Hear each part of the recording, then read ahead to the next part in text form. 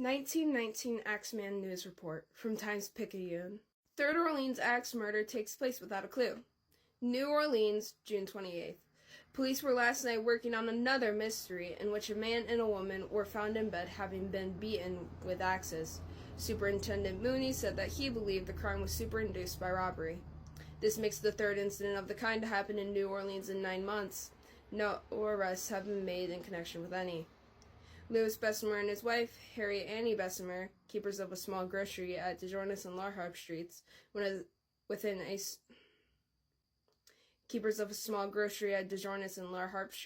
within a stone's throw. Louis Bessemer and his wife, Harriet Annie Bessemer, keepers of a small grocery at DeJournes and Larharp Streets, within a stone's throw of the 4th Precinct Station, are the latest victims of the Axeman. They claim Polish origin. They refuse to say who attacked them. In every other instance, the victims were Italians, and it was thought that their injuries were the result of a black-handed feud. A Negro was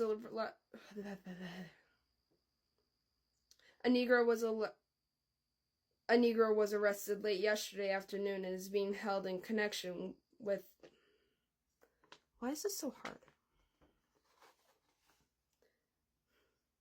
A Negro was arrested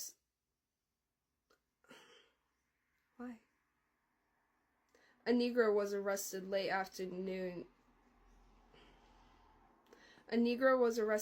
yesterday afternoon and is being held in connection with the attempted killing of the two. He would not talk beyond denying all knowledge of the crime.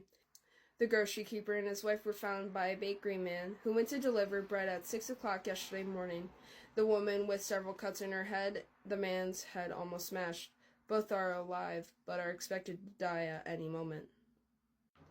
Hell letter from the Axeman. Hell, March 13th, 1919. They have never caught me, and they never will. They have never seen me, for I am invisible, even as the ether that surrounds your earth. I am not a human being, but a spirit, and a demon from the hottest hell. I am what you Orleanians and your foolish police call the Axeman. When I see fit, I shall come and claim other victims. I alone know whom they shall be. I shall leave no clue except my bloody axe, besmeared with blood and brains of he whom I have sent below to keep me company. If you wish, you may tell the police to be careful not to rile me.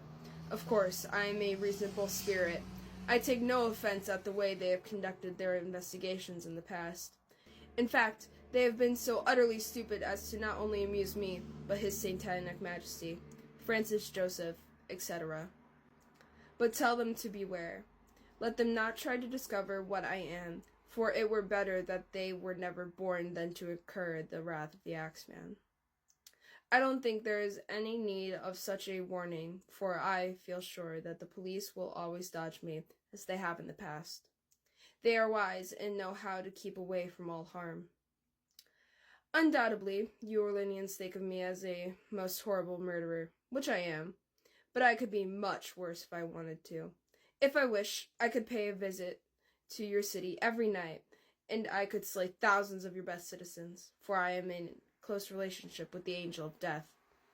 Now, to be exact, at 12:15 earthly time, on next Tuesday night, I am going to pass over New Orleans.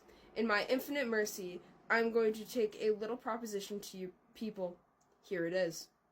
I am very fond of jazz music, and I swear by all the devils in the nether regions that every person shall be spared in whose home a jazz band is in full swing at the time I have just mentioned.